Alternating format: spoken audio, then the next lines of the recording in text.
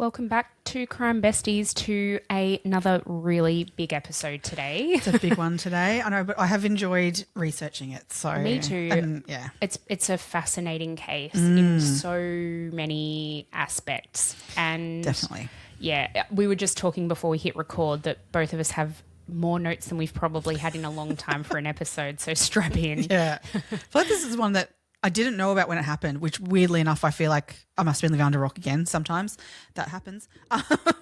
But I know I've always known about this case, but I didn't know all the details until I've done this research this week, really. So This has all been a bit like, oh, now so many things other make sense of like what I've known about it. Have all dots have connected this week that I'm like, wow, piecing amazing. everything together. Yeah, it's amazing. It is absolutely. It's a crazy story. Yes. Yeah, it's interesting. But before we get into today's episode, let me know how your week has been. What have you been up to? Well, what? I know. As you said that, I'm like, oh my God, there is something I need to like say to everyone. Oh, I need to thank, and I'm gonna have to find out who it was now. This is really gonna bug me, because I need to thank the amazing listener who gave me the best advice last week in our. Was this cricket-related advice? Cricket-related advice. I did see that. I think I feel like, where was it? Was it on Spotify itself, I think? Because I remember replying to it going, this is actual genius. Well, I read it going, I've never heard this before, and if this works, wow. But like I was still trepidatious going into it, kind of going, really? So tell me. Oh my God. So Wednesday night, I didn't have my kids at home, and I'm like, perfect time for me to just give it a try calmly and, see what happens. So the thing was that I was advised was to stick the freaking crickets in the fridge because they, in the cold, go into like a dormant stage of like sleep. Just love this. So I was like, how long do I leave them in? And like, so she'd said like an hour or something like that. Oh, wow. Okay. Yeah, which I was like, oh, so we'll see, half an hour. Like, if that's enough. Do you have enough patience to wait an hour? I know. Not. So it was Jenkins.aj. Okay. So thank you. So so I pulled them out of the fridge and I'm like, oh my God, opening the lid. So hold on, you put the entire container in the fridge, so they're all dopey as fuck when you get them out. Yeah. So I open it kind of going, I don't know, are they going to leap out at me? And I'm carefully opening the lid, going, and I'm like, oh my God, no, you can just open the lid.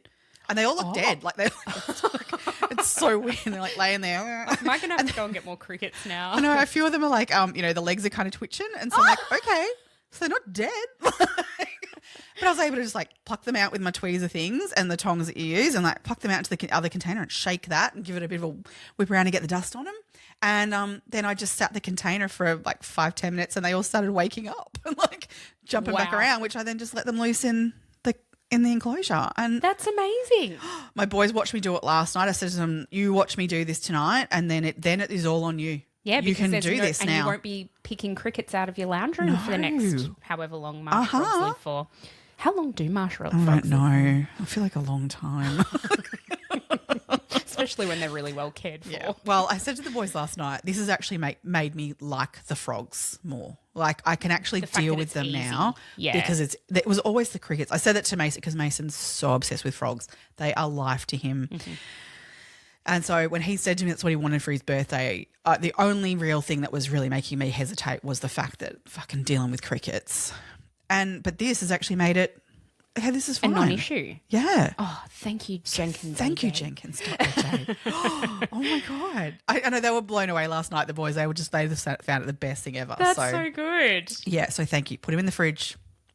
How good is that? I love that our community is coming together and helping us out with some life advice. So many tips.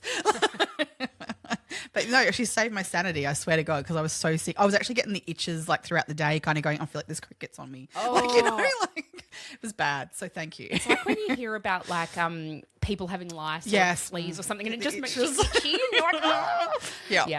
Yeah, I get it. It had been like, because I was sitting watching TV because that's when we'd done it one night and the crickets had jumped out everywhere and I jumped on 4 more of them. I collected them and I'm like, I was sitting there watching TV the other night on my own kind of going, did I see something move? Does something move? Oh, like you feel like you're seeing things, which I was certain I'd got them all. Somewhat certain. Somewhat. Not 100% certain. No, it's still in the back of the mind of like, are they still here? Are they still around? Oh, I love it. Oh, God. Love it. So good. So thank you. I really appreciate that. Yeah. It's good because these stories are good because it's not me chasing crickets around my house. Yeah. Yeah, so let's leave it at that. Yeah. But, I went to school assembly this morning because my youngest is their student voice team captain for his class. He was so excited this morning. He woke up early. He was dressed by like 10 past, not even dressed, fully ready to go to school by 10 past 7. He's like, Mum, what jobs do you want me to do? Because that's what SVT captains do. They do all the jobs. Oh, they do the cooking and the vacuuming. Well, let's start taking all the bins out. So empty all the bins. Yes. So he did that. I don't think he quite got to the recycling. I don't know if anyway. I will be chatting to him about that later. But then this morning when he got his badge, he was like, Mum, it's so much bigger than I thought it was, and I just love it. Oh my God! Oh, I love it. Cute. Oh, so Brody was very excited for him getting that today. So gorgeous. They really love it. It's just so gorgeous. Beautiful. So cute. I love the school assemblies and just the kids because the students run them for the most part at our school, and God, I just love it. It was great. Have a bit of a sing along to the school song, did you? Of course. Do all the moves, of course. So that was a highlight of my week because he was just so excited. Oh, it's the best. Yeah. Love it. Oh, yeah. So excited. So good. And we've got like an exciting weekend coming up, don't we? We do. We've got we're celebrating a friend's birthday tomorrow night, which will be amazing, which will be so good. Very nice. We get to go out for a nice bit of food and wine. Yeah, cocktails, wine, whatever floats our boat. Can't wait. God, that sentence, whatever we want to do. It's going to be lovely. We've been given strict instructions on Sunday morning that our friend is being taken care of, that she can be as drunk as she likes. Love that. Watch out. I don't know if he really meant those words. If you're in our area on Saturday night and you see us out and about, you'll hear us. Yeah. Oh, absolutely. Oh, God, the voices that carry. We're so loud. Yeah, the other day I was actually in the car and, does your podcast player, like on your phone, if you plug your phone in, it just plays the next episode? Plays as soon as I get in the car. Yeah. So the other day, get in the car and the first thing that came on was one of our episodes. And and obviously we'd been listening to music or something in previous time we were in the car because it was so loud. And I'm like, oh my God, that's horrible. Like that grating sound. I'm like, oh, turn it off. Oh God. Anyway. Well, it always because it throws me because I only ever listen to podcasts at minimum 1.5. Yeah. And so it makes us sound even worse somehow. Yeah. No, it does. It really does. I listen usually on 1.2. I can't listen at 1. To anything, to any podcast, I cannot listen to anything else. It doesn't get there quick I need it fast. Yeah. Yeah, and I'm usually a 2, to be really honest. Yeah. I usually listen to things on a 2. Okay. But 1.5 is my standard. I leave it at, and then I'm like, oh, how long can I stand this? And then I usually up it. Yep. I don't know what it is, but yeah. So but I get in the car and that same thing will happen, and it's like, oh my God, like it's our voices and I have to turn it onto something else. Like I can't. Yeah, I can't. I don't know how you guys do it. Best comment we've ever had. Anyway, should we get into today's episode? Oh my gosh. Yeah, we have got a lot to get through. There's a lot to get through. Let's jump right in. I think this will be... Peter will be so happy he'll barely left the station. Just really quickly, actually, speaking of Peter. We can't help it. No, so during the week, he's like, can you do me a favour? And can you do an episode that's like not bad, not horrible? Oh, not about murder and children and... Not like as in that we're bad at doing this. No. He thinks we're really good at doing what we do. He's not wrong. But he's like, can you do like another Ashley Madison or something? Oh, yeah. He's like, I think you need a light one. But I was like, okay, well, tell us what case to do because I actually don't know. So does anyone have any lighter suggestions? This one is awful. I'm not like the one I'm about to do. I feel like this is going to get Peter because of the things that happened while... But at least there is the ending is, relatively positive. So definitely. Maybe. Peter, let's hope. Let us know if this is enough. If not, people, can you come up with your suggestions of like a slightly lighter case or a little more tongue-in-cheek maybe? Maybe he just needs to be a Patreon because we don't get quite so gruesome there. That's actually very true. Don't know, Pete. Maybe you need to be a Patreon. Put your money where your mouth is. All right, let's get into today's case. So today we are discussing the kidnapping of Elizabeth Smart. Mm-hmm. She is, she's come out the other end. There's a Netflix documentary that came out this year in 2026, and it kind of goes back and explores exactly what happened to her, but then gives a lot more context around what her life has been since the kidnapping, because there was a period of time there where I guess she did stay silent in that she wasn't doing as many press things. She was really focusing on her foundation and all of those kinds of things. And she's also became a mum, so she obviously had a lot going on. I found watching that documentary really engaging. I thought it was very well done. I loved the fact that it was an hour and a half. It didn't go for fucking 15 episodes that it didn't need. Yep. It didn't go for 3 hours like some movies and stuff, which drives me batty. When something that is 3 hours could have been done in an hour and a half. I just felt like it was very well done. There's no need for a 3-part series sometimes. Which, that's it. In some ways I kind of go, this could, like this, as we've said, this is a big one. There's so much in it. But they told the story really well in that time frame with lots of detail, but at the same time, it was concise. It was concise. Yeah. And all the relevant stuff was said in there. Yes. So Elizabeth was part of the Smart family, obviously. So she had her mum, Lois, and her dad, Ed, or Edward Smart, and they lived in Salt Lake City in Utah.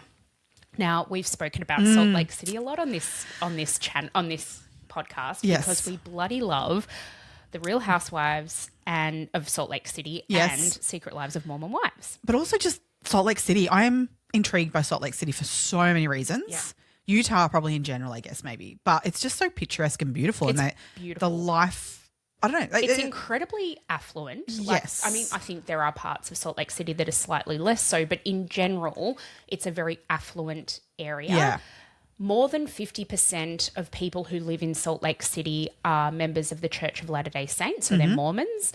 And that, I guess, really puts instead the tone and the vibe of the city. Yeah. And the Smart family were Mormons. They were members of the church and they were devout. Yes. When I say that, they adhered to all of the Mormon traditions, and like when you watch Secret Lives of Mormon Wives, they're not necessarily adhering to all these things, but I'm talking about, they don't drink coffee, there's no caffeine, there's no drugs, there's no alcohol. No alcohol. They go to church. They're really committed to their faith and to the teachings of the church. And I think a lot of what comes through this case can be explained by the fact that the family was so devout. Yeah. Yep. So basically, Ed was a real estate broker. He had 2 businesses, of which he was the only employee of both of these businesses that he owned. So one was a real estate brokerage and the other one was a mortgage broker, I believe. Right. And they were very, very well off. Ed's businesses were doing very well.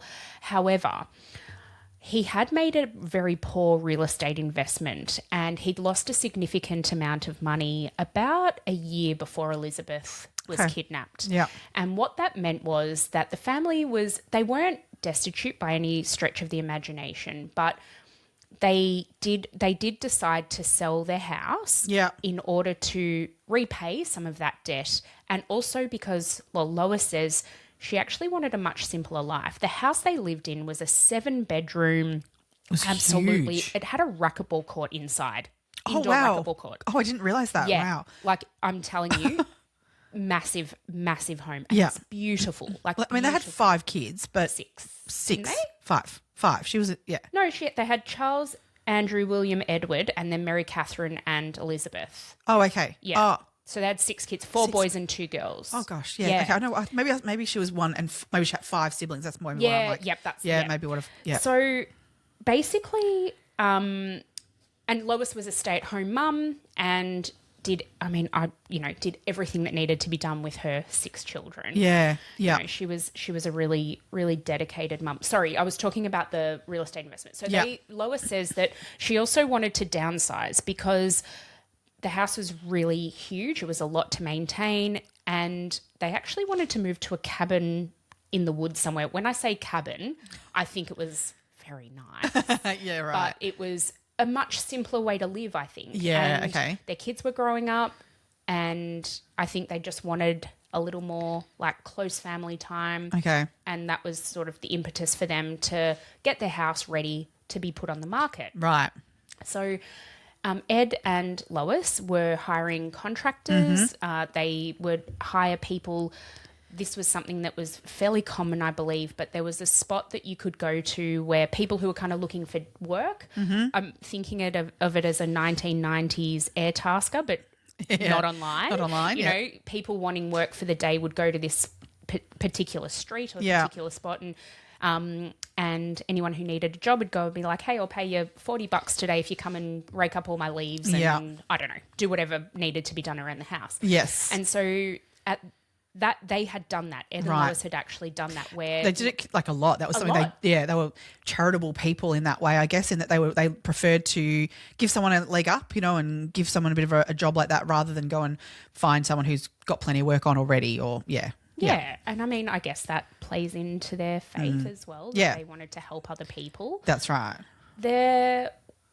So they were getting their house essentially ready for sale, but even in doing so, the house was on the market and they did have potential buyers coming throughout this time as well. Even though there were, small renovations still taking place to get the house really ready. Yeah. The real estate agents, if they had anyone who was kind of interested in a 7-bedroom home, they could actually be brought them through. So when you're thinking about the house in this context, there were a lot of people unknown to the family potentially. Yeah. Engaging within the home. Yeah, coming through that home. And yeah. With legitimate reason to be there. So we come to the 5th of June in 2002 and Elizabeth was 14 years old at the time. She was lying in bed. So she and her sister, Mary Katherine, shared a bed and a bedroom and an actual bed as well, double bed. And they were asleep. Apparently, according to Elizabeth, she'd been reading a story to Mary Katherine that night. Mary Katherine, I think, was 6 years or 5 years her junior. She was 9. Yeah, okay. And so Elizabeth had been reading her a story. They just seemed like such lovely siblings. Oh, yes. Just beautiful. Yeah. I imagine if I ever had a sister, that's exactly how I would want my relationship with my sister to be. Yeah. But basically, in the middle of the night, we know it was probably somewhere around 2:00 in the morning. A man presses a knife to Elizabeth's throat and basically says to her, if you make a sound, I will kill you. Mm-hmm. Now, Mary Katherine pretends to be asleep. I think she says she was paralysed in terror. Yeah. And apparently this man allows Elizabeth to put some shoes on. Elizabeth went to put slippers on, but he's like, no, those shoes, meaning like her runners, basically. So, I mean, that says something, doesn't it, about what's then to come. Mary Katherine is, as I said, is paralysed with fear, but also she doesn't know what to do. She's 9 years of age. She almost thinks she's dreaming or it's a nightmare. She waits. So there's a grandfather clock upstairs where all of the bedrooms are, and she remembers hearing it chime twice. Yeah. So at least 2 hours, if not longer, have passed, and she finally plucks up the courage to run down the hallway and go to her mum and dad's room. Yeah. Ed says that when Mary Katherine wakes them up, it is 3:58 a.m. on his clock, Yeah. on his digital clock next to his bed. Yes. And they are immediately, he's like, oh no, she's had a bad dream. They go to the girl's bedroom and, of course, Elizabeth isn't there. They then rush around, have a look in the house, and with that, Ed rings 911 at 4:01 a.m. Now, I can't even imagine the panic that would set in to wake up and not have one of your children there. Absolutely. Immediately, the police are on this. They arrive as very, very quickly. Detectives are called in very, very quickly. Yes. And even the children, the what are they called? Like the children's crime people are called in, and they're all at the house before 5 a.m. Yeah, right. Yeah. So it's a very quickly enacted thing. Things like this don't happen in Salt Lake City. It's, as we said, because it's a predominantly Mormon community, people are nice. It's safe. There are, it's a very family-oriented community. And just the night before Elizabeth went missing, she and Mary Katherine had gone for a run down to the local park, the local running track. And Lois and Ed felt more than comfortable to let them do that. They did that all the time with a 9 and a 14-year-old I can understand, but even to have the 9-year-old in tow, it wasn't even an issue. No. So when they did when they were looking for Elizabeth, what they did find was that, and what triggered them to go, yeah, this is not good, was that when they walked into the kitchen, they saw that the wire window, the fly wire of the window in the kitchen had been slashed open, so that it was able to be moved open. That window, Lois had been at the kitchen. She'd cooked dinner that night and had burnt some of it, so had opened that kitchen window to let some of the smell out, kind of thing. So she knew that she had left that window open, but then to see it slashed was the trigger of whoa, someone's taken it. Which on the other side of that, which she wouldn't have been able to see from where she was, but there was a chair that was put up against that window as well, sort of indicating someone being able to climb up and climb in through that window and maybe out again via that way. So that was sort of when they realised that she was gone and gone. Oh my God, I can't even imagine. Yeah, that. No. Instant panic would set in. Now, because they are such a close-knit family unit, and so I'm talking extended family as well, Ed's family in particular are very, very close. Yeah. And so family were notified pretty much straight away as well. So there were actually quite a lot of people who came onto the scene very early on. Now, again, these are people who had nothing but the best intentions. They wanted to help the family, be there to support the family, but it was a crime scene and it did impede on certain things happening quickly, and because the police are trying to figure out who's here, what's going on, and set up and establish some boundaries within the house, and anyway, and then discovering the window that happened when there were other people still in the house. No, they saw that when they saw that morning when they were looking for her. They saw that. Right. That was what triggered them to call the police. Right. Okay. Yeah. No, they did know. I don't think they knew about the chair on the other side. Right. But internally, they saw that from inside. Then. Okay. Yeah. So the police straight away do get onto things, and they get a bloodhound to come very, very quickly as well, because they want to be able to track Elizabeth's scent. And what the bloodhound does, apparently they really value this bloodhound's work. Oh, he's amazing, absolutely. this dog, apparently. Yeah. And he's able to track, so back up behind their house at the time, it's very different now because it's all very developed now, but it was just basically a mountain. They literally backed onto a mountain. It was incredible. And so the bloodhound tracked her, Elizabeth's scent, over the back fence and up through to where there was a road or a clearing where cars would drive. I don't know that it was a road. I think it was more a dirt track. Yeah. Yeah. And at that point, the dog loses the scent. So the police assume at that point that she's either been taken in a car from that area or something like that's happened. They also then, the dog does pick up Elizabeth's scent from where they were running around that running track the night before. Yeah. But obviously they were able to sort of explain that away and figure out why her scent was there. The one towards the hill was the more accurate one of the path that evening, So because they think that Elizabeth's been placed into a car, the FBI become involved. Yeah. Now, I heard something on a podcast I was listening to about this where they said when a child is abducted and they get in a car, you've got to assume they're traveling about a mile a minute. Mm-hmm. And so with that, the police are like, okay, well, it's very likely then, because Salt Lake City is actually really close to, I think it's Wyoming and, what's the other state?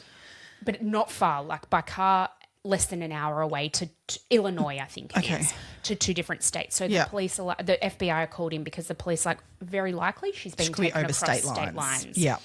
Now, when the FBI get involved, obviously they do all of the things that they need to do.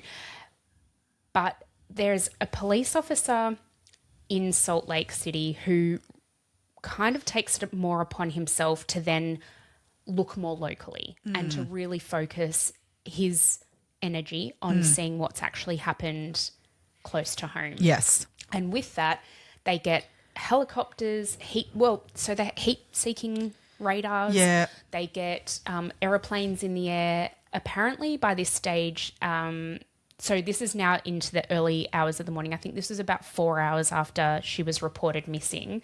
Word started to get around and there were people, this community of people who had ATVs who, I think there were like 55 of them in the end. Wow. Yep.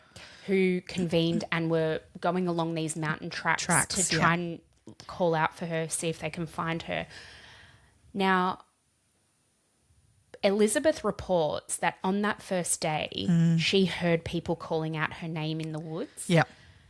She was threatened with a knife to her throat to not respond and that if anyone came into the camp that they would be killed. Yes. So she couldn't draw any attention to the fact that she was there because then she'd be responsible for the death of whoever came looking for her. Yeah. They haven't worked out whose voice it was calling out to her, but they're fairly convinced it was her uncle. Yeah. Which is just, oh, God, can you imagine you were that close to finding her? And I mean, oh, God. She says that the voice seemed far away, but if she could hear him, then he could have heard her. Yeah.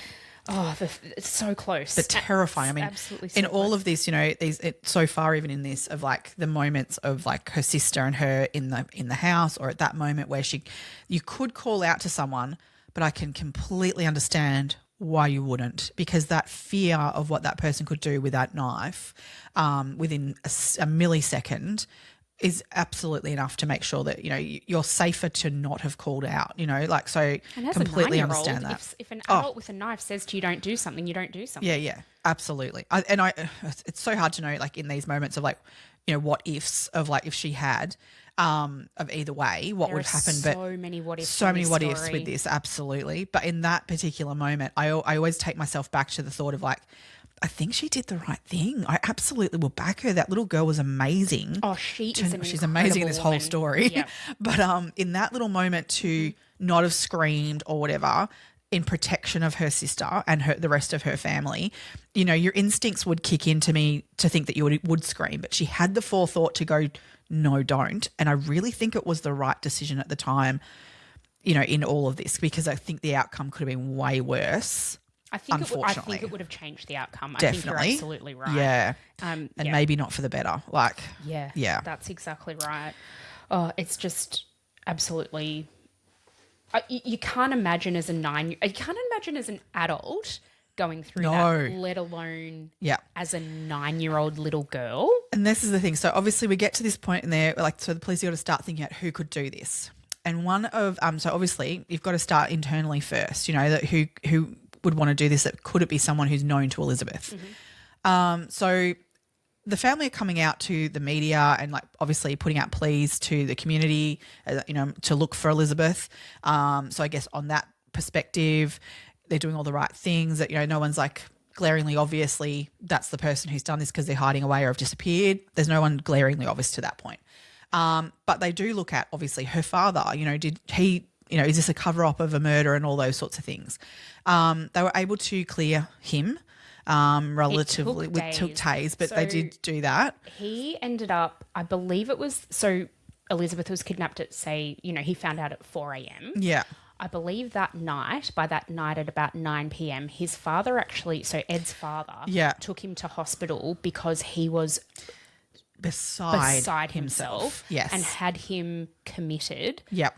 On a 24-hour hold or something like that because he was not coping. No. So that did delay the police being able to fully interview him. Obviously, they'd done their preliminary chats with members of the family during that day, but in the immediate instance, they were actually more worried about finding Elizabeth because the more time that goes past, the further she's potentially gone. Yes. So, and also the other horrific statistic is that in most kidnapping cases, people are killed within the first 3 hours after being kidnapped. Yeah.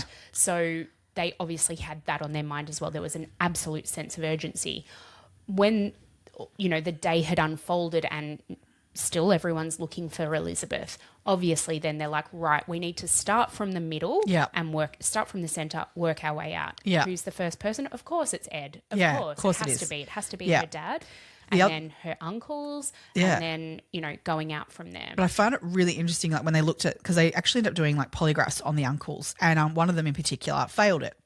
Now, this is Tom. Her uncle. Oh my God. Everyone's got an uncle like Tom. Yeah. So when I saw it on the documentary, what he said to the media, I looked at that and went, I know he's not the perpetrator of this. Like, we know that now. But at the time, holy fuck, he was guilty as shit. You look at him and you're like, because he says something like, he's like, everyone's got their secrets. Yes. Everyone's got their issues. I don't think this person's a bad person.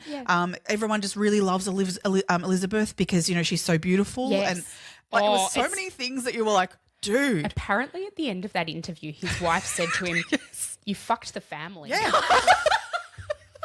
And yes, he did. Yeah, he did. Because it made them look guilty as fuck. And the problem with that was, at the time, they needed the community. They needed the search parties. They need to be looking elsewhere. That's it. And what that interview did was it really dwindled the number of people who were like we don't feel guilty. We don't feel like we need to support this family almost because here we go, we've got him. Like, it's him. What a fucking idiot. I know. Well, seriously. But the thing is, I really understand where he came from when he explained it, right? Yeah.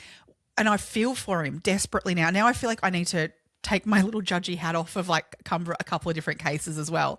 Like, and he explained how he had not slept in days at that point.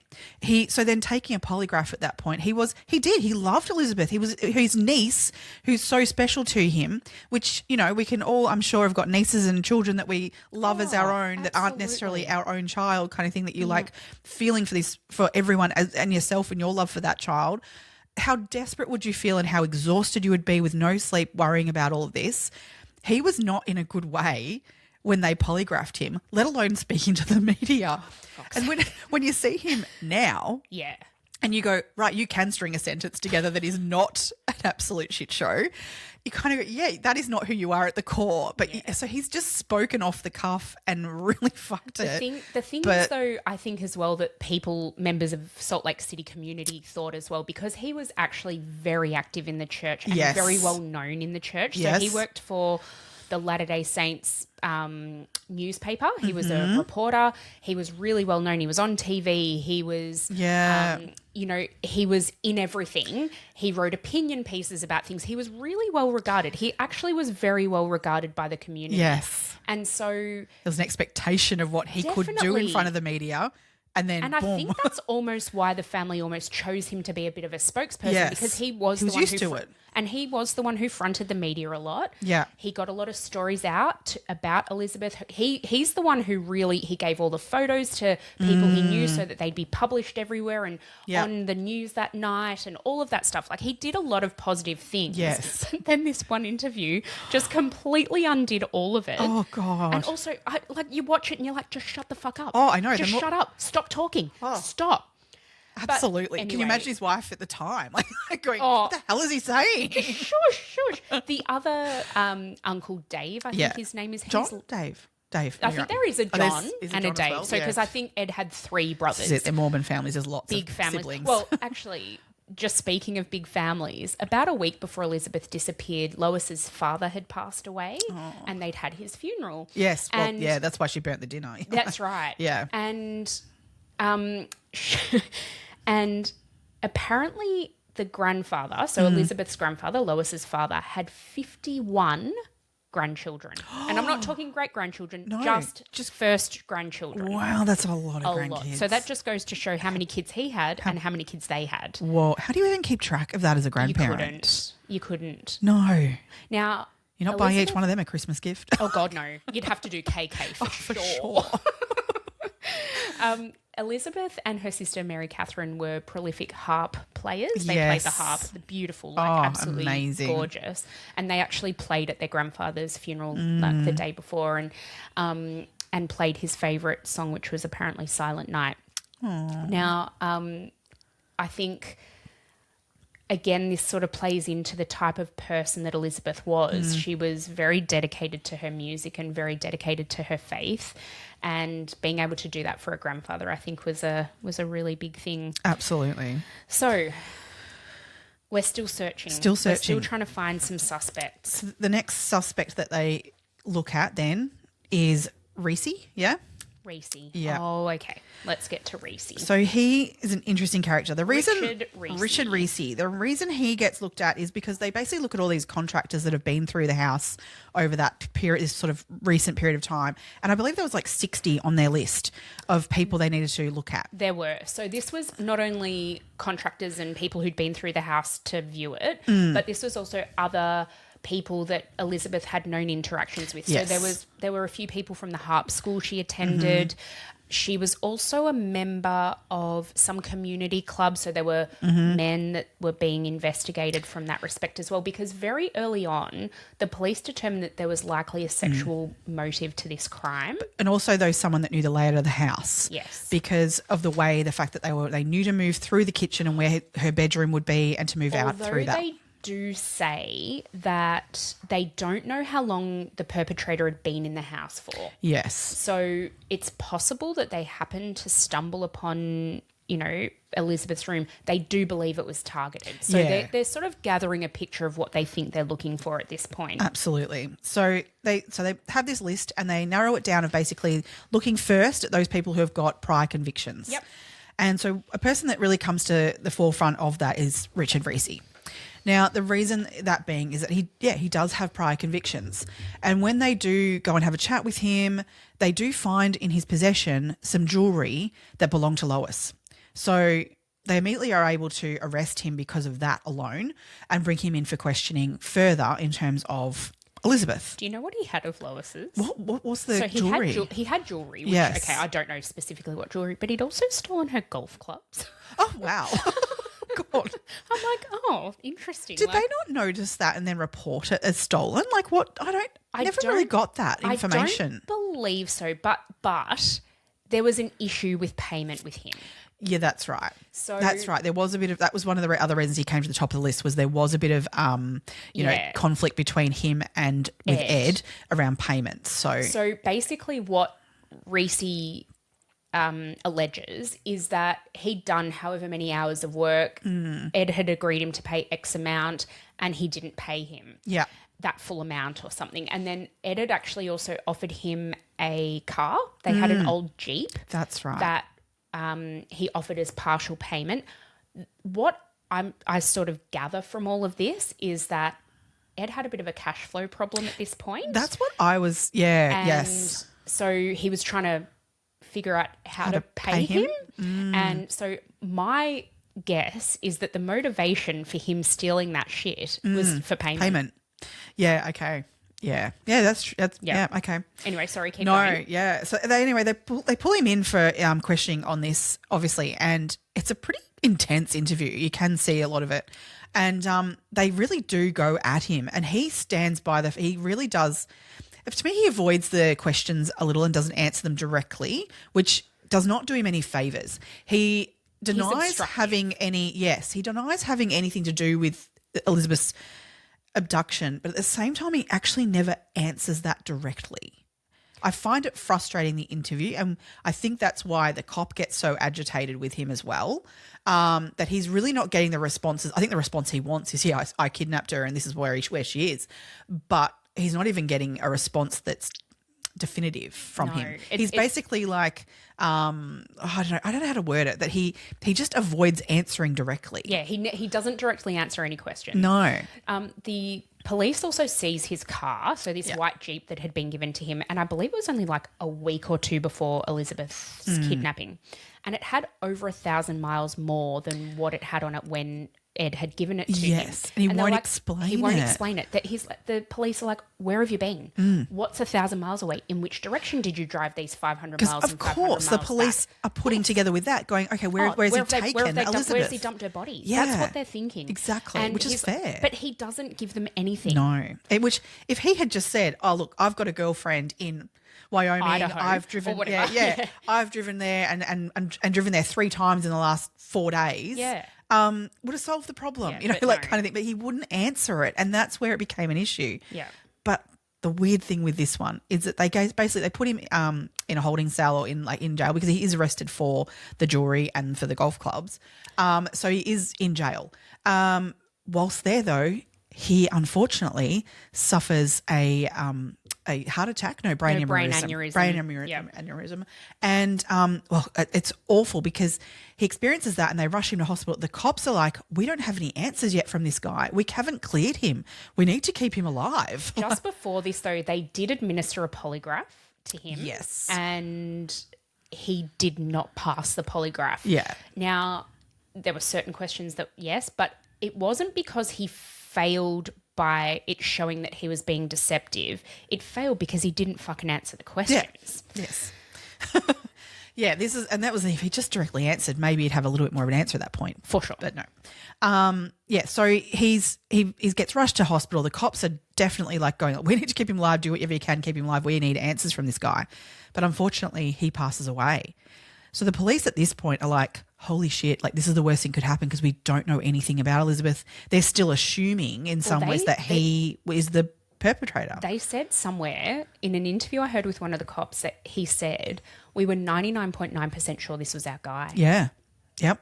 Oh. To then go, holy shit. And he's dead. The thought, I guess at this point they're thinking, like, one, it'd be great, if he's killed her, we don't know where her body is. Mm-hmm. But what if she's somewhere now, alive, and we can't even find her and get to her, and the one person who has that information is dead. Yeah. So this is not good. Yeah. But it turns out it wasn't him. Now, the whole time we're looking at Recy that we go back to is Mary Katherine, who this little amazing 9-year-old, she heard this person's voice speaking to Elizabeth that night, and she knew that voice. She also did see a silhouette of him. Saw the shape of the person, and she knew that she knew the voice but couldn't put a name to it. And so I find it so amazing that in that first, so she's interviewed so many times by the police. Yeah, but she's kept away from media and stuff, which I think is really great. They did a great job with that. Definitely. And in the interview, the first interview that she does, and for every subsequent interview, but this I think is amazing. They say to her, the police officer interviewing her says, did you recognise the voice? And immediately she says, yes. But I don't know where from. And you just think to yourself, oh my God, she's 9. And look, I think this is such an important lesson from this case is to not dismiss the word of a 9-year-old. Nope. And I think in a lot of ways, certain things and certain aspects of Mary Katherine's story were explained away and dismissed because she's 9. With Recy it was, in that, because she happened to just see a shot of him on the TV, news. Yeah. Because as I say, they kept her away from majority of the media, but she did one day see him on the TV screen, and she immediately said, it's not him. She was obviously in her brain going, I know that man's voice. I remember him around the house. And that's not the voice I'm hearing. I can't tell you the name of the person who it was, but I know that's not it. but they didn't listen to Elizabeth, and her family backed her. I was going to say Ed and Lois listened to her. They and 100% really did. believed Yes. that Recy wasn't the perpetrator. Yeah, which I mean, I can understand why he was so in the limelight for this, absolutely, by the cops, and definitely got to clear him and everything. But you do have to take into account what this 9-year-old was saying. She doesn't think it's him, and she was a very reliable witness, more reliable than a lot of adults. Absolutely, yeah. So that was incredibly interesting that she was very confident that with the fact that he had died, not that she was like privy to all these sorts of things, but the fact that he had died, it didn't mean that this case was over and that it was done and dusted for Elizabeth. I love that, her dad and Mary Katherine always and have said that at the time they were always like, I just know she is still alive. And I know you'd have that in your heart if you're looking for your child anyway, but you have to use that to keep yourself going. Ed says it was an instinct for him, like he just knew. Yeah, but I think I don't know, as a parent you'd want to keep that hope there. Of course. And but I'm so glad they listened as a family, if not, as well as the police. But the family literally never gave up. No. Never gave up. Amazing.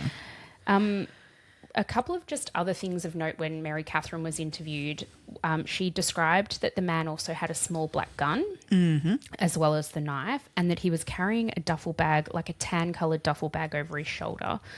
And these elements were never really released to the media. They were things that only, that were sort of kept to themselves.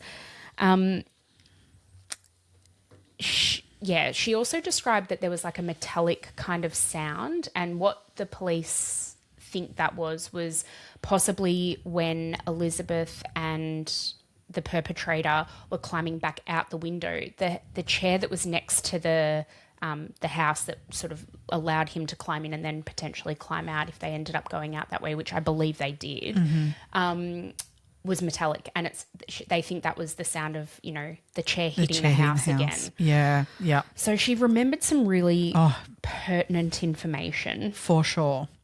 So I guess now we get to a point where we're getting months into this where she's disappeared. It's crazy. So shall we go to sort of what's going on for Elizabeth at this point before we, or do we want to talk about I think that's who the perpetrator is? No, I think that's a really good idea. So poor Elizabeth. So this night where she's taken, and where we thought the police were kind of assumed where a car had arrived and she had disappeared in a car. In actual fact, they hadn't. They had headed, her and her abductor had continued up that mountain. Now, he had taken her to where he had a campsite where him and his wife lived. And the whole time as they're going up this mountain towards there, poor Elizabeth is being told, like, by this guy that my wife is waiting for us at this campsite. In Elizabeth's mind, she was like, oh, thank God. Like, there's a woman there. Yeah. That means I might be safe. This might be, just some people who have always wanted a child and they've taken me to be their child, and I might be able to, work this situation out. I think as a 14-year-old, she had a little bit enough of, image of her mind of what, people can do that is bad, that I think she was kind of, thinking positively about how bad this could be. Yeah, she did say to him apparently, are you going to rape me and kill me? And he's like, not yet. Not yet. Oh, yeah. I guess, and then she's thinking, this woman there might be able to protect me then, which is fucking awful. Fucking awful. Now, she has realised as she's heading up this mountain that she recognises this person. So the cops are onto the right kind of train of thought in terms of contractors and things that have been throughout the house, because she does recognise him. But so they're walking up this mountain, they get to the campsite, and there's the woman who she thinks is going to be her help. No. So they immediately take her into this tent. There's like tarps out on the ground, etc., in this tent that she gets taken into, and the woman starts cleaning her feet and doing all these sorts of things there. And she's dressed in like these robes, quite unusual. And then she wants to strip off Elizabeth, and Elizabeth refuses. But she threatens her and says, if you don't do that, I'm going to have Emmanuel, as she calls him, come in and strip you himself, which she's terrified of. Of course, Elizabeth's feeling like just absolutely terrified at this moment. So she does. She undresses and they bathe her. She bathes her and gets her into these same sort of robes. And then this Emmanuel comes into the tent and speaks to his wife, who he calls Hepzibah. And he performs this odd ritual that he calls making Elizabeth his wife, of which she protests that because she's like, I'm only 14. You can't do that. And she says to him, I'm in my faith. I need to stay a virgin until I'm married and all these sorts of things. But he finishes the ceremony that she is now his wife, and he says, and now we will consummate the marriage. This bit I find really sad when Elizabeth, I mean, the whole thing's horrific. Fucked. Yeah. But when in that documentary that just came out this year, Elizabeth said, I didn't know a lot about life, and so she thought that if she rolled onto her stomach that she wouldn't be able to be raped. She's like, I learnt that night that could still happen. I think that in itself says a lot about the brutality of all of this. He didn't care. No. He was going to do what he wanted to do. And he did many, many, many times. He raped her every day. Like up to 4 times a day. There was a sex schedule. So Hepzibah, who was his wife as well, was on the night shift, and Elizabeth was on the day shift, and he would rape them, or at least Elizabeth, whenever he wanted. Whenever the schedule came about because Hepzibah vocalised that she felt like Emmanuel was giving too much attention to Elizabeth and wasn't getting enough herself. So then he put them on the schedule. Jesus Christ. Which is just fucked up. It's so fucked up. So this... Emmanuel believed that he was a prophet. He wrote the book of Emmanuel David Isaiah. A 27-page manuscript. Manifesto. Manifesto, essentially. Yeah. He tells Elizabeth that God commanded him to take her as his wife. And that he needed to take 7 wives for him to become the future Jesus, basically, like the reincarnation of Jesus. He also says that Mary Katherine will become one of his wives and also Elizabeth's cousin. Now, that was a couple of months after Elizabeth was kidnapped. He attempted to take Elizabeth's cousin, and the exact same MO. There was a garden chair that was put up against the kitchen window, but thankfully Elizabeth's auntie, so this girl's mum, so she was 18 years of age, the cousin, was able to disturb the perpetrator and scared him off, and nothing kind of ever came of that. They weren't able to get any real extra description. They don't know where he went. They actually dismissed it a bit as being something that maybe someone had like done a copycat. That's right. And the thing was the fact of the window and the chair, the way it was put up against the wall to get in, none of that information had been released to the public. No. However, the police sort of did, with this second one kind of go, someone's... Because they pinned it on Recy. They thought it was him, and it couldn't have been him because he was actually in jail at the time. He wasn't dead yet, but he was in jail at the time. Yeah. So, that's... It didn't fit their story, so they just kind of dismissed it. Yeah. They really did. I agree. I think in there were good cops in this who were really gung-ho on it. For sure. But in a general sense, they didn't do all the things they needed to. And I think there were certain cops who agreed with that kind of sentiment and wanted things to be done slightly differently, but it wasn't. Yeah. Well, up in the camp, Elizabeth was drugged and forced to wear a veil. So they actually... I watched a YouTube video where Elizabeth and her older brother and his wife, they did the hike from where they were up to where Elizabeth was held. Now, it was grueling. Yeah. Absolutely grueling. There wasn't really a path, so they're literally hiking through really dense mountainous terrain with lots of trees and shrubs. And so to walk up and down that mountain was really, really hard work. Yeah. Add to that the fact that they starved Elizabeth. They withheld water. She was obviously very frail. Yeah. But so Emmanuel would actually go down to Salt Lake, beg for money, beg for food. He would plunder, what he would call, like go out and get supplies, I guess, but minimal for Hepzibah and for Augustine, as they called her, for Elizabeth. But Yeah, so he would go down and do that and bring it back, but not that he would bring back the greatest of things or much. Well, I think he brought back a lot of processed food. There was very rarely any fresh food. A lot of alcohol. Yeah. Yeah. So poor Elizabeth would be forced to drink alcohol, and she was kind of, at the time, very young and obviously had not drunk alcohol before, but she would be, because it would kind of numb her a little bit, she almost liked it in that sense that it kind of made it a little bit easier to get through, which I can totally get. But also she would vomit, and she would be left to lay in that. Mm-hmm. So really unpleasant how she was being treated, and just disgusting, really, entirely. Emmanuel got more brazen over time and would then start to take Elizabeth and Hepzibah down. Yeah, well, Hepzibah kind of got, I think, itchy feet, sort of being stuck up in the mountain, kind of going, I want to be a part of like these, what's going on down in Salt Lake City, etc., and be a bit more human, I guess. Mm-hmm. So, yeah, he eventually caved and said, fine, you can come with me. And on one particular outing down there, they were in a library, I think, and a police officer actually approached them. Now, they would have looked weird because the women were in robes and veils with face covering, so all you could see were their eyes. Yeah. And this police officer approached Emmanuel, who didn't have a face covering. He wore robes as well. Before that, someone in the library had actually called the police because they believed that this person was like, that's Elizabeth, because even though she had this robe on that covered her face, she has quite distinctive eyes, and the colouring of her eyes and things like that. She's got blue grey eyes. Yeah, they are, and they're quite distinctive.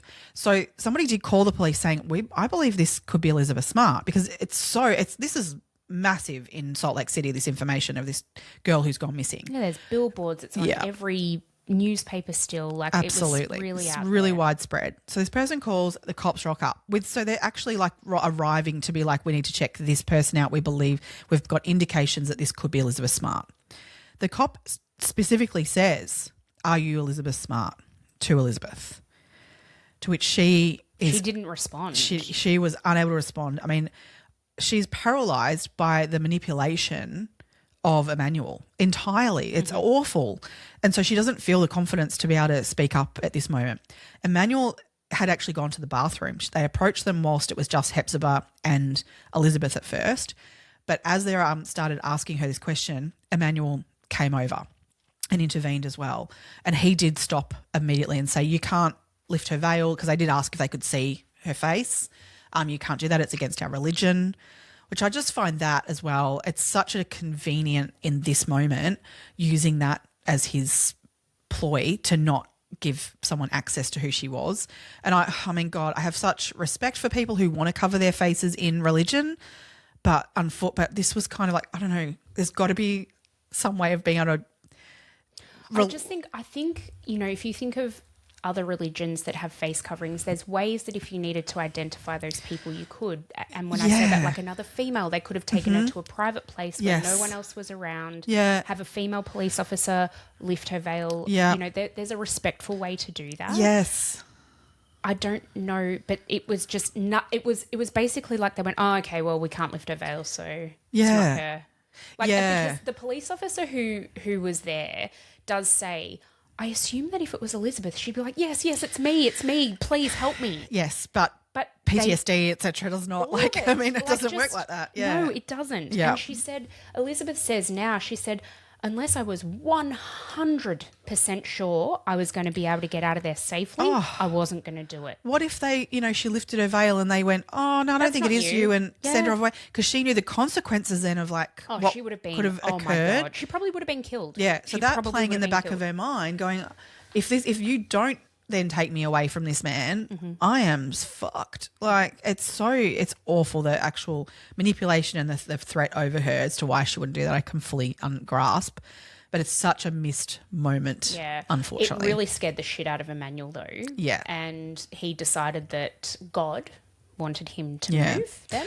Yeah. He begged for enough money to get 3 bus tickets to San Diego. They decided to go. And Elizabeth, I mean, I remember from watching Oprah when I was homesick at school, when I was at school, don't ever let somebody move you. Yeah. If you're kidnapped, try and stay in the one spot, because that's your best hope of being found. And Elizabeth knew that too. She was like, at least... Instinctively she knew that. Well, they were this. I mean, the library incident isn't the only exposure she had. There were other places that he'd taken her where, in hindsight, people were like, "Oh my God, it was Elizabeth Smart." Well, there's that photo when he took them to a bar. a bar or a party of some sort, wasn't it? And somebody just took a photo, and it's literally Elizabeth in the foreground, and you can tell it's her. Yeah, yeah. But nobody recognised that in the moment. And what Elizabeth says is, she could see when she would go out that there's a billboard with her face on it. There's she knew people were looking for her. Face on it. She knew in Salt Lake City people were looking for her. Although we should, I guess, mention too, something that for her that was really hard was that in the Mormon teachings, if you've had sex before marriage, you have no worth. You know that there are consequences divinely, kind of in terms of their religion. So she was questioning whether or not her family would want her back because of the fact of what had happened to her. She had no differentiation between premarital sex and rape. Like, she was, in her mind, she had never been taught the difference, and therefore hadn't had an understanding that, well, I have had sex, so they will disown me now, which we can get into as we get to the end of this, of like the consequences of all that. But that is also a layer of all this manipulation with her, that she is feeling, do they even want me back? Do I even speak up? Do I, okay, people are looking for me, but do they want me? Because they don't know what's happened. What happens to me if they do find out what's happened? Yeah. Which is awful. I mean, she was 14. I can kind of, understand that. Yeah. But there was a guy at a party or the pub that same night we were talking about, that he remembers now the conversation he had with her. He believed that she was like 18 or something, and with this weird ass bloke, right? And so he actually sidled up to her and said, hey, you should get away from this guy. And she didn't really respond or anything, but he remembers kind of just trying to stand up for her a little bit and knowing that she was in this controlling relationship. But all he saw it as is she looked older than 14 with a weird ass dude. Like, yeah. Oh, it's so hard. It's so hard. Yeah. That guy was quite funny because he's like, I'm pretty sure they were at a bar, and he's like, oh, look, we're at a weird bar. People wear weird shit. It wasn't that unusual that someone would come wearing something like that. So that's not necessarily the thing, but it was after he'd had a conversation with Emmanuel, he's like, oh, I need to tell these women to get away from this prick. It was just so awful. Yeah. But obviously Elizabeth was so worried or scared of doing anything wrong. She just did not speak. No. So basically they've moved to San Diego. They were there for about a month, I think it was, and Elizabeth's like, I need to get back to Salt Lake City. I'm not going to get recognised here. So with that, she was able to manipulate Emmanuel, and she said, I feel God talking to me, and he's telling me I think we need to go back to Salt Lake. And apparently, thankfully, Emmanuel's like, oh, finally, God is talking to you. God is letting you in. Yeah. So, and yes, no, I think you're right. We do need to go back to Salt Lake. So with that, they make their way back to that camp. But and unbeknownst to him, back in Salt Lake, things are shifting. Yep. So they're on to who he might be. That's right. So in amongst all of this, so we're kind of now back from the family's point of view. Yes. Mary Katherine is one night reading a Guinness World Records book, and apparently she was looking at some female bodybuilders or something that. And not that necessarily is what prompted her, but something just triggered her. And she's like, oh, it's Emmanuel. She knew the name. It just came to her. Yeah, that's who the voice is. That's who the voice is. And with that, she's told Ed and Lois. Yep. And they have gone, of course, they've gone straight to the police. Because they knew this Emmanuel, that's all they knew him as well. That's it. They knew nothing They else knew about that him. they had an Emmanuel, a contractor again, like working at the house. And what Elizabeth remembers this as well as Mary Katherine, that they were in Salt Lake City one day with their mother, and there was a homeless man who they were talking to, and her mum, Lois, had offered for him to get in touch with Ed to potentially have some work at the house. As we said, this is what would happen. And they needed some trees chopped down. So he had reached out to Ed, and they'd organised this, and he did do some work at the house. So Mary Katherine and Elizabeth hadn't had massive interactions with him. He literally worked at the house for one day for like 8 hours. That was all. So it was the interaction of in the city where they'd met him there with mum, and then the day at the house, and that's it. But this Emmanuel meant something to them, like as in like they the name, they were like, oh, okay, we know who you mean, but we all just don't really like, he didn't have that much of interactions with us, but okay, let's follow this. She did a sketch, sat with a sketch artist, and they did a drawing Lois of him. did as well. Yeah, so they all were like, right, we know who that is, but Emmanuel, it wasn't even his real name. No. So they actually, unfortunately, at this point, I think personally, the police were though, we're not going to release this sketch to the public. And I can understand from the perspective of, if Elizabeth is still alive and we put this sketch out and this guy gets scared, maybe he does then kill her. Yep. And gets rid of the evidence of like what he's done. So I understand that. But at this point, how long this has been going on for? It's months and months and months and months. Why don't you just put that sketch out? I don't know. And they don't. They hold on to it for another couple of months, at which point Ed said he was just so frustrated. Oh, yeah. And he actually used Tom's connections within the media to get that photo to America's Most Wanted. Yep. And onto that TV show. And they did. And the cops were shitty ass. The cops were shitty at the time, but they now say, thank God he did that. Yeah. Because that show aired that week, and Emmanuel's sister, well, actually her his brother-in-law. Brother-in-law, yeah. Was like, oh, your brother is just on, like, there's a sketch that looks a lot like him on America's Most Wanted. And they knew he had a lot of issues. They knew he was a weird guy. And that he was in and around Salt Lake City, even though they lived over the other side of the country, I think. Yeah. And so anyway, they got in contact with the Salt Lake City police, and they're like, we think we know who that sketch is. And they say that it is her brother named Brian David Mitchell, saying that, this is her brother. She looks a lot like her brother. The last time she saw him, he was clean shaven, but something about the eyes and the nose definitely looked like him. So they now have a name. Yep. And they start to look into things. They don't find a lot. No. They know he's had some issues in the past with the law. Mm-hmm. They know that he's got some mental health issues. Oh. Well, does he? Well, does he? Well, no, he'd been arrested before. He'd been cleared as having any mental health. He'd been cleared, had he? Okay. So they've got another suspect, essentially. Yeah. For the first time, really, they've got a solid suspect for the first time, really, since Recy passed away. Yes. So they put out like a bolo, be on the lookout for this particular person. He's been known to walk in and around Salt Lake City. He's known to wear robes and white robes. So they've put this information out into the community as well. Now, they come back from San Diego, as in Elizabeth, Emmanuel, and Hepzibah. Mm-hmm. Come back from San Diego, and they're walking down the street, one of the main streets in Salt Lake City. Yeah.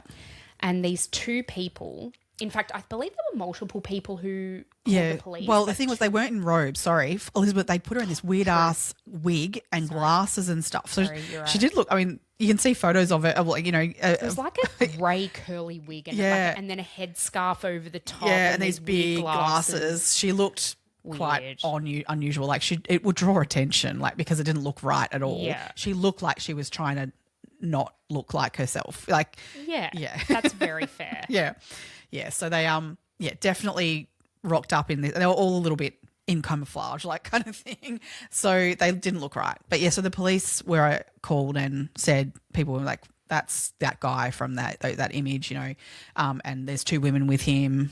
This looks sus sort of as out, and the police do come to visit them as they're getting off this bus, I believe, or around I think they'd just gotten off the bus. Yeah, just gotten off the bus. Yep. But again, Elizabeth is terrified and doesn't speak immediately. But she was like, I think that in this point she was getting a bit more confident. But it took a fair bit. The cop did have to do a lot of he separated her from Emmanuel as well and got her in a police car, and she was, it's enough away from him to maybe then give her the confidence to kind of go, if I quietly kind of indicate here who I am, this might be my moment. And she eventually does admit to being Elizabeth Smart. The cop says to her, are you Elizabeth Smart? And she says to him, if thou sayest. Yes. So she doesn't even give him a really direct... She's still kind of almost in character. Yeah. Because... Well, that's how she's been for how 9 months. Conditioned. She was conditioned to do that. Yes. 9 months this is. This is insane. I think it was exactly 9 months to the day that from when she was kidnapped to when she was found. Crazy. Apparently the police then put her in the back of their police car and she just broke down and she was in tears. Ed and Lois are notified to meet the police. They basically rang him and said, don't stop, don't go anywhere, come directly to the police station. And with that, I actually found this really sad. Mm-hmm. I mean, but the police have her in a room on her own waiting for her mum and dad to come. Do you think that's bizarre? She's just been through this traumatic 9 months. Yep. And then you can tell she's really unsure because Ed comes into the room. Lois must have been elsewhere. She wasn't there. Ed comes into the room and he's like, Elizabeth? Is that really you? Is that really you? And she's like, yes, Dad. Oh, my God. Oh. I know. I watched that. That was the first time I've seen that in that documentary. You can see the footage of it. And it's like, I literally broke down because it's just, oh, my God. Can you imagine after 9 months? I mean... You wouldn't believe it. You wouldn't believe it. No. Nah. Even Elizabeth's obviously so extremely traumatized that she's still not... No. I don't know. Yeah. She's not able to process probably what's actually happening to her. But the credit of that family, she's able to, with a lot of support, obviously, I'm sure over time, but, she is able to come through this, which I really think that her dad and her mum and the love that they had for her and, really helped her through that, obviously, because she had to return to school and to normal life after this, which I just can't even fathom how you do that. No. She is amazing. She went on a Mormon mission. Oh, yes, to Paris. A few months after she got back, after she was discovered. Yeah. I guess that's the only way to do it is to rip the Band-Aid off and just do it. Can you imagine her mum and dad letting her go off to Paris on her own on a mission? No, I'm sorry. As a parent, I couldn't actually. No. I actually couldn't. Same. As much as I know it would be the right thing for them, yes. I'm like, nope, not okay with me. You're going to have to stay here. No, I'm sorry, you need to stay within visual. I need to better see you at all times. Tag on you. Oh, my God. Oh, God, yeah. Yeah. But she did. She ended up having to come home from the mission in order to give some testimony in pre-trial hearings for Emmanuel. Because this is what's and fucked. Hepzibah, whose real name is Wanda Barsey. Yes. Now... Fuck me, fuck them. Oh my God. Fuck them. Should we get into who they are? Let's get into who they are. So, Emmanuel. Oh, my God. So, this guy, Brian David Mitchell, he was born in 1953 and he was the third of 6 children. His parents were Irene Mitchell and Cheryl Mitchell. Now, his father was a alcoholic, all those sorts of things, but also his father thought he was a divine prophet. Yes, he did. And that he was also known as being a peeping Tom. And he consumed a high amount of pornography in front of his children. Brian. Yep. Now the other person, it was all of his children. Yeah, well, I think by the time of 4, we'll call him Brian Mitchell now. Brian Mitchell was shipped off from his parents to his grandfather. And if you think his dad was bad, where do you think he learned it from? So the grandfather was a paranoid schizophrenic. Now he would bring home random people and have sex with them in front of Brian Mitchell. So he was exposed to this high level of pornography, sexual interaction, everything as a very young child. By the time he was 13, people were really like, he's odd and he's weird. And he was sort of flagged as having some mental health issues at that point. However, by 15, he was arrested for soliciting sexual activity from a 4-year-old neighbour. Like, just next level, holy fuck, this guy got serious issues.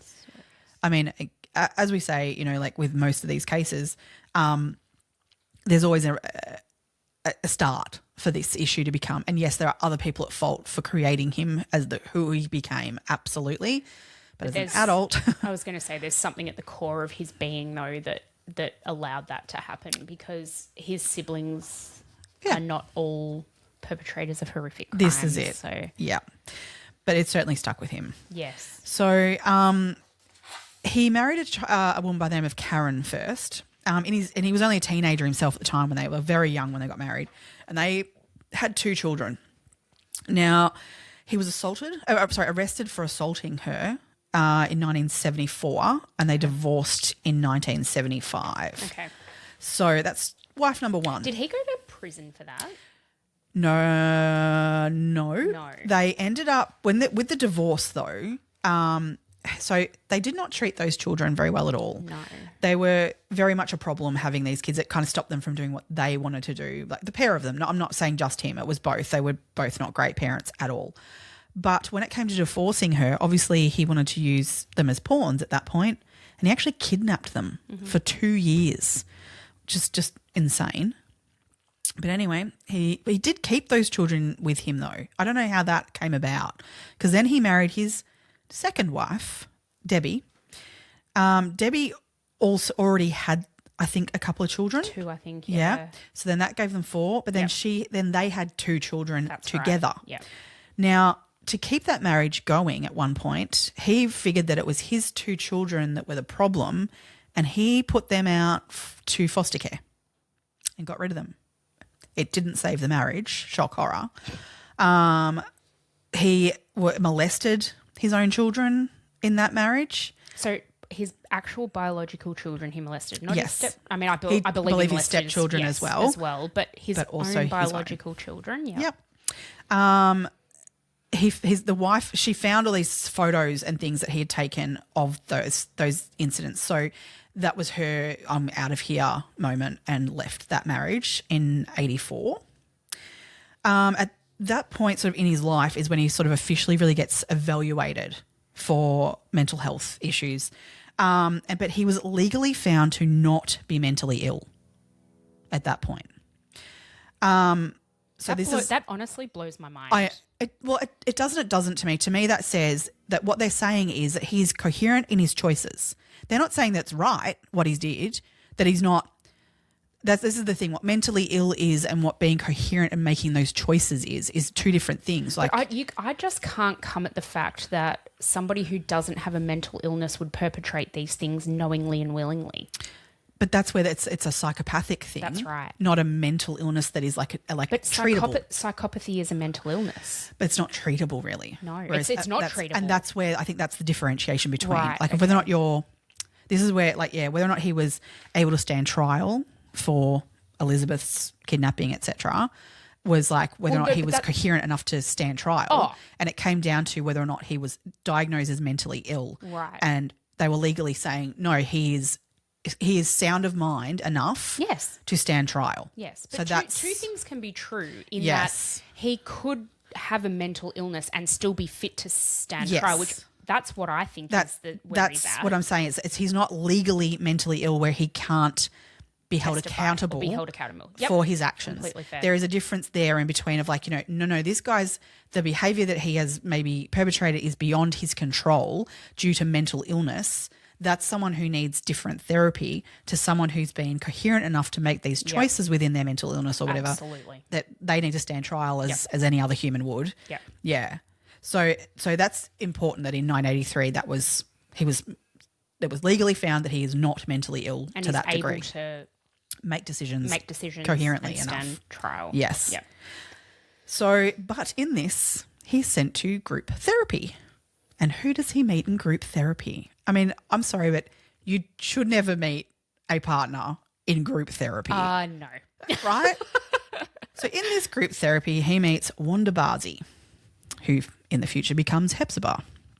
Now, this group therapy, apparently people, when they saw these two together, the words that people would use was that they were disturbingly compatible. Ew. Oh, no. Both of them had in the past injured animals. And I don't mean injured, actually I should say just killed. Let's just state Tortured and killed. Tortured and killed. Yep. So Brian had killed the family dog in growing up.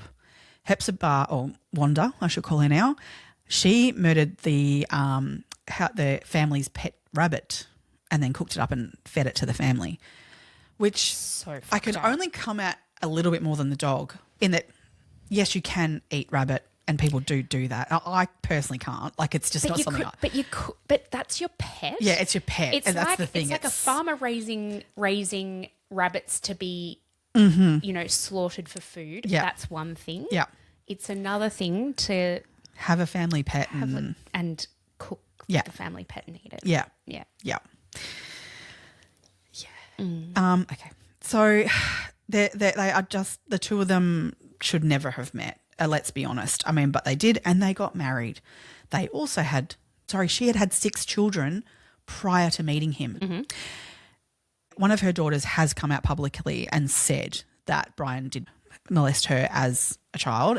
So he's got full background history of this. It's repeated. Repeatedly in every occurred. Relationship he had, he perpetrated, sexually explicit crimes on young girls and boys, I think, too. Yeah.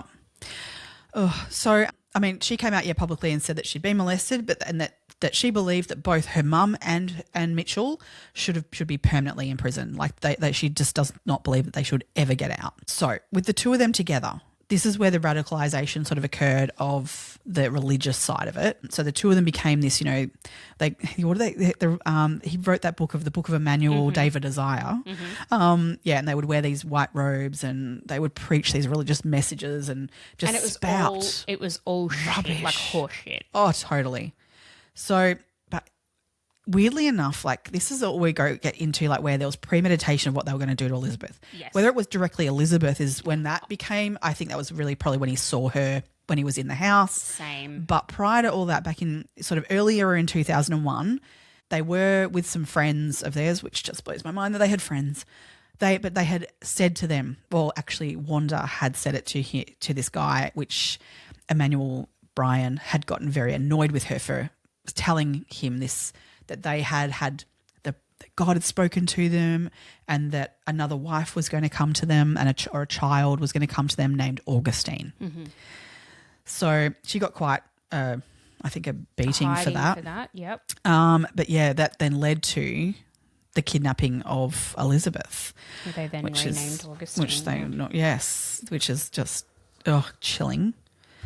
But the two of them are just horrendous. Oh, they're the scum of the earth. And you know what I think is even more disgusting? I'm not a religious person, but when people hide behind religion, I think that is the lowest of the low, because people who believe and people who are of faith, like Elizabeth and the Smart family were, they place a lot of value in that. Yeah.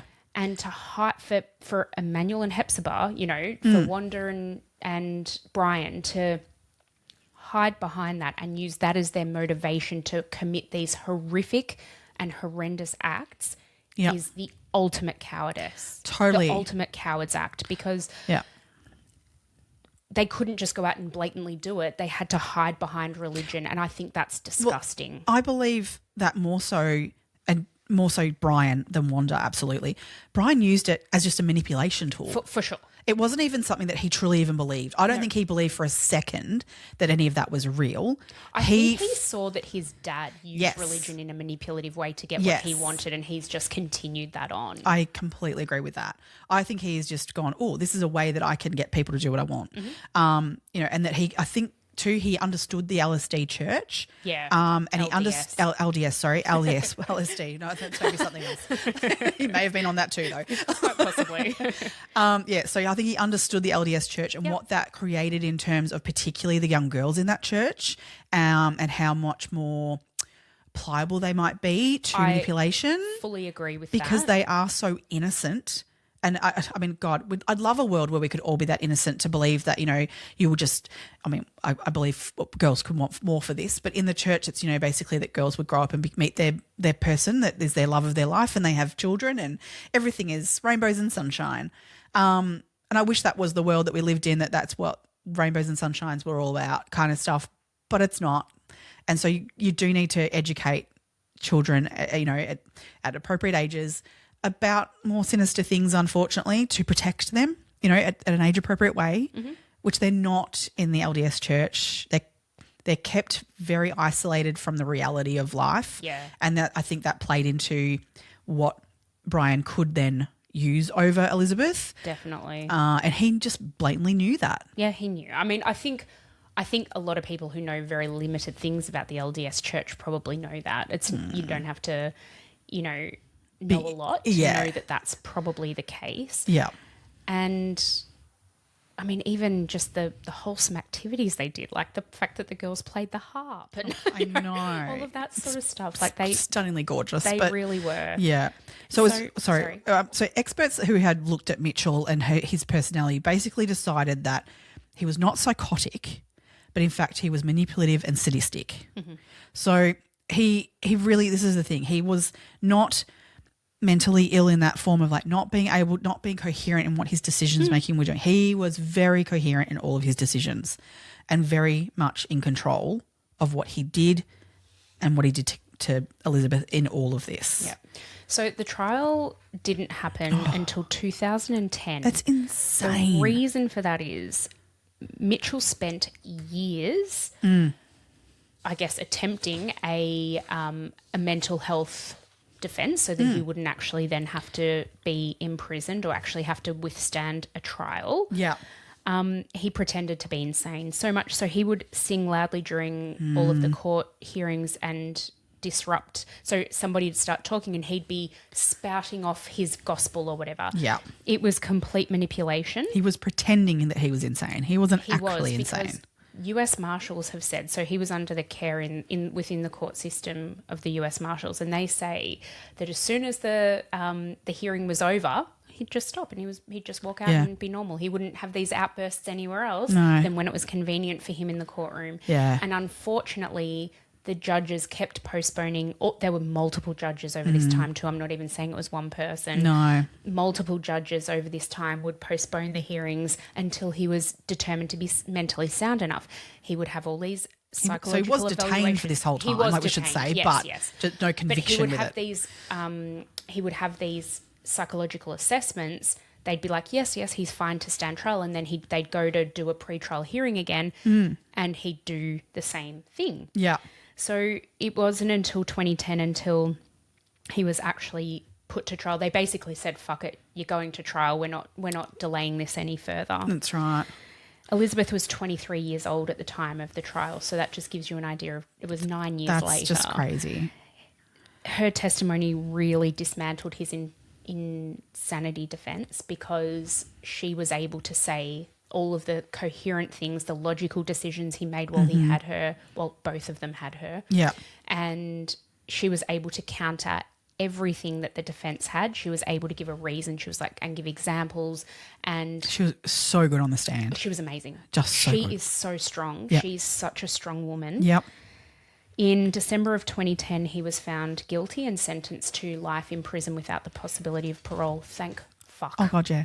However, Wanda Barsey, so she was declared mentally incompetent to stand trial in 2004, but was eventually given 15 years in federal prison for her actions. There was a bit that went on there with that. However, she was then released early.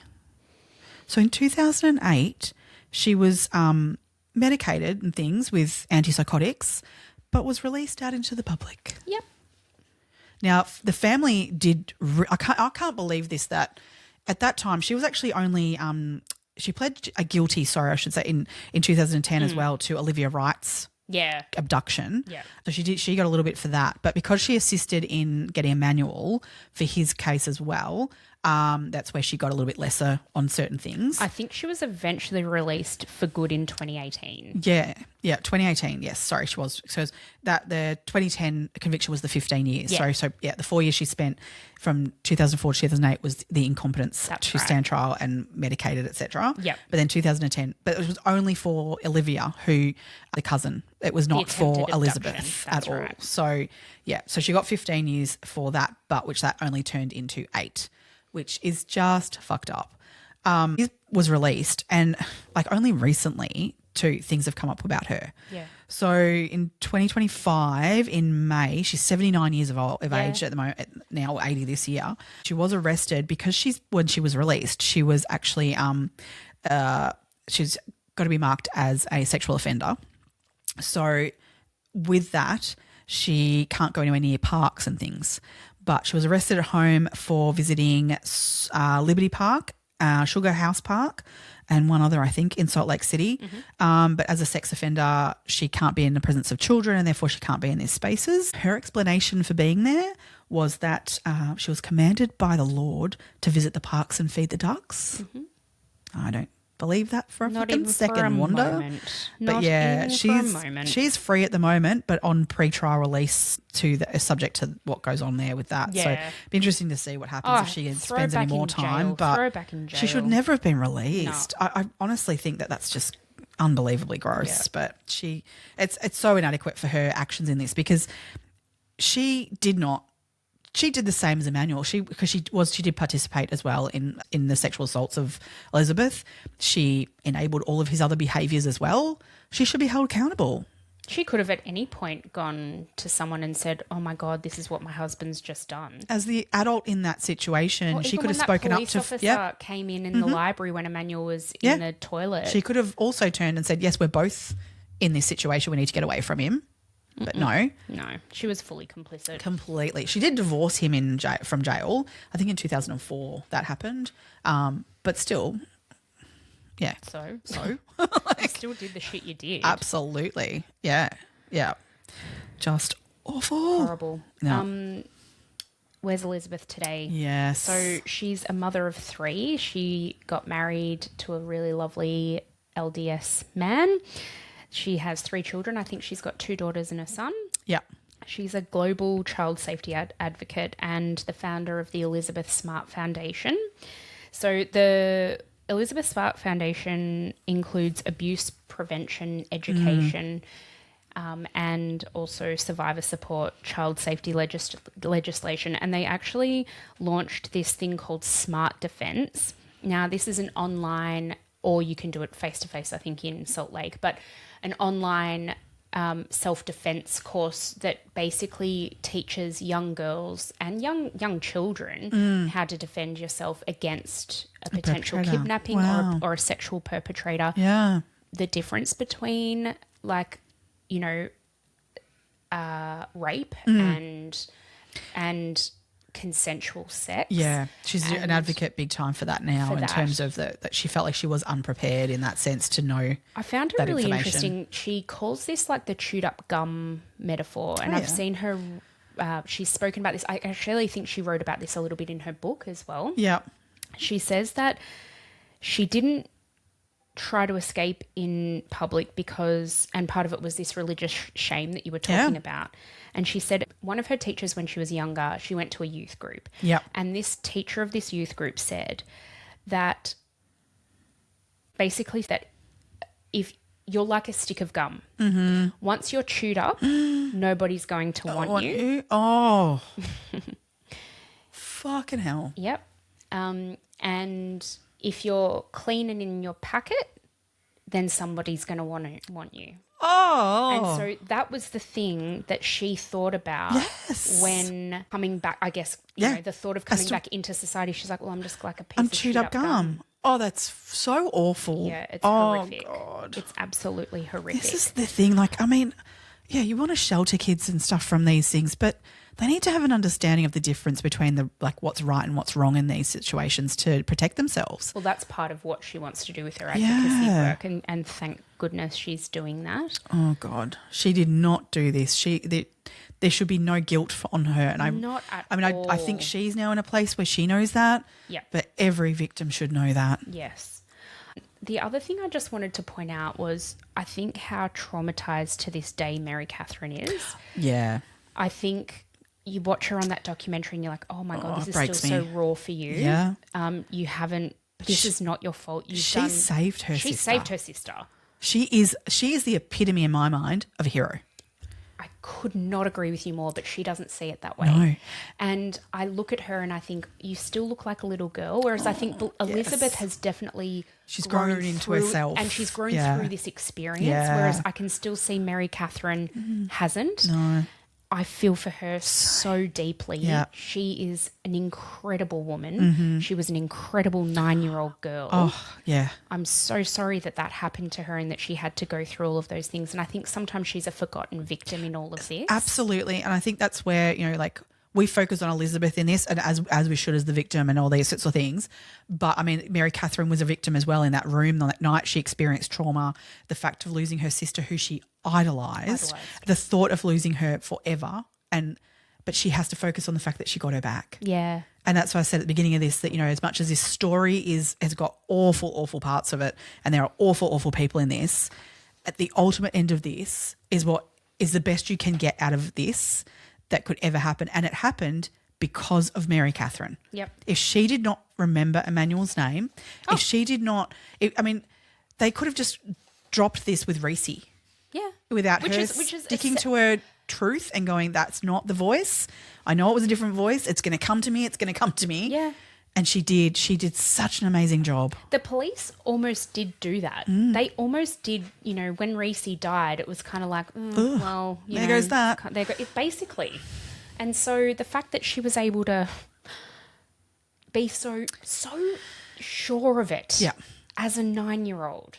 I do go back to then the parents like Lois and Ed, as much as like I'm saying like the LDS Church has done them wrong in terms of, their upbringing in some ways.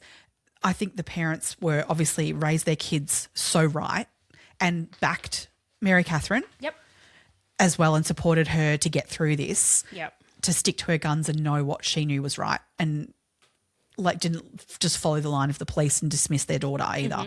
So, and I think that always just comes back to how good a parents they were individually as well. That's it. Yeah. That's it. Lois isn't in the documentary. No. Elizabeth said she just wants to leave all of this in the past now. She has spoken as well and done a lot of public speaking herself. And and she's written a book with Elizabeth about all this and she feels like she's said enough apparently. So which is completely fair. Yeah. It's completely fair. Yeah. Ed and Lois aren't together anymore either. They've divorced after 34 years of marriage, and we can go down a whole other track of that of the Mormon Church and what that does for people. 100%. Which I also all power to Ed, and that he's found who he is as a person. That's right. Eventually, and being able to voice that again beyond the church that he has come out as gay, and as we said, a brilliant father, and always meant to be a father of these children. Oh, definitely. No question there. And, but he's finally been able to find a voice to come forward and of who his truth is, because the Mormon Church squashes that in you too, to not be able to be who you are. I think if that's the way that you're genetically made to be, and that's a whole other story, but good on him for coming forward on that. But and there are, again, there's no malice between Lois and Ed and and Elizabeth, all those sorts of things. They're a family through and through, no matter what. So that's right. They're Ed's very prominent in the documentary that has come out most recently, and as we say, Lois isn't even involved, but it's not because there's any issues in the family. No, none at all. No, that's exactly right. Look, I think in cases like this, if it wasn't for the media attention, it would not have ended the way it did. Yeah. We don't know, thankfully, what would have come of it, but Elizabeth does say that she thinks that Emmanuel had it in him to kill her. It was, on knife's edge, so to speak, sometimes as to whether that was going to be the case. So the fact that she survived for those 9 months, she endured the most horrific torture that anyone would ever have to endure. And she still came out of it the other side, and she has grown. She's such a strong human being for it. And thank goodness she was found. Thank goodness he's in prison and we never have to worry about him again. I love, though, that she met her husband, Matthew Gilmore, in Paris, right? Which, nice. But he met her not knowing who she was, that she was Elizabeth Smart, who had been kidnapped and returned home after 9 months. So they were able to build a relationship with none of that as being part of who she was, which I think he saw who she was as a strong, amazing woman without knowing all of her background. And so they fell in love before he even knew all of that stuff about her. And that only made him love her more, So I think that's really amazing. So Agreed. They're a beautiful family. They are. Yeah, all I just want the best for her in terms of everything now, because she's come out of this the other side, which is so hard to do. I mean, the abuse that she endured, you could forgive someone for going down the wrong path after that. Oh, God, you know, but she, I think, again, come back to the family. Obviously, there was so much support and love there that she was able to get back on that track and get the life she deserved after all of this. Yeah. Yep, absolutely. Gosh. Another one in the can, Meg. Oh, yeah. Get that out of my brain now. I know. Actually, speaking of getting things out of your brain, someone said to me something about one of our old episodes the other day, and I'm like, yeah, no, I don't remember that. No. I know. I have to go back and listen to the episode. I know. I always feel like a weirdo saying, you know, I was just listening to our episode from this week, and they were like, what, you listen to yourself, you know? And I'm like, I do, because then I can actually respond to people when they comment on our things, because otherwise it's not in my brain at all. No, I'm like, same. I don't know what you're talking about. It's the only, it must be the way we cope with this. Yeah, it's got to be. I mean, because it's all back there, but it's way back there once we leave this. We push it deep down.